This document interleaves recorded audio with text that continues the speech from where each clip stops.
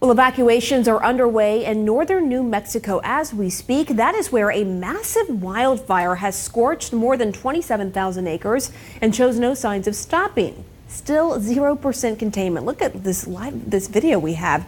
Since igniting Thursday, the park fire has destroyed at least 14 outbuildings. Nearly 300 more structures remain in the fire's path. And a local Boy Scout camp has evacuated, though no scouts were there at the time. And mandatory evacuations are in place for the village of Cimarron in Colfax County. Jim Smith has come face to face with the flames. He joins me now by phone. Jim, you were able to escape your home. Tell us what you saw, what this experience has been like. Well, it was not so much as an escape as the fact that we noticed a fire on the hillside up above our home and weren't too worried about it at first. We thought it might be a trash fire, but my wife called me back about 10 minutes later and said, "You'd better get home." And it's been so dry here that once a fire starts in our part of the country, it expands rapidly. By the time I got home, in about 15 minutes, it was covering probably 4 square blocks. And half an hour later, almost a square mile. And so when I arrived home, we put some things in the car and just did a voluntary evacuation. And the whole, our small community just evacuated within about an hour and a half, or completely.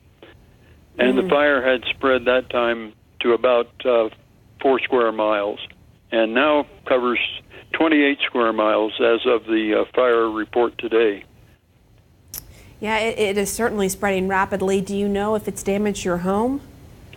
No, we were very fortunate in Ute Park. There were about 30 structures within the limits of the fire as it went through the park, and none of them were damaged. And we kind of attribute that to the fact that we're all a fire watch community. And by that I mean over the last 3 or 4 years we've established 50-yard fire boundaries around each home, so that if we do get a fire like we do have now, it can't get much closer than 50 yards around the boundaries of the houses.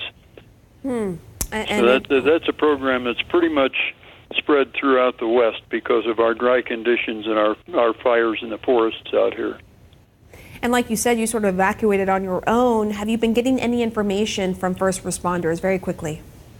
Yes, we had a fire meeting here in Eagle Nest, which is 13 miles above the fire, about an hour ago, and the response that we have from them is that, excuse me, the area that around our house, the area where the fire started, is available for people to return, but they're recommending that we don't because of the heavy volume of smoke in the area. Yeah, you probably don't want to return right now, that's for sure. Jim Smith, we probably will wait another day or day and a half. We have a front that's due to come in tonight and supposed to bring some rain with it. If that happens, of course, that'll give us a good head start. But for sure, the smoke is heavy enough now that it's almost like a fog that you would encounter on the highway. Right. Well, hopefully that rain comes. Jim Smith, best of luck to you. Thanks for talking with us.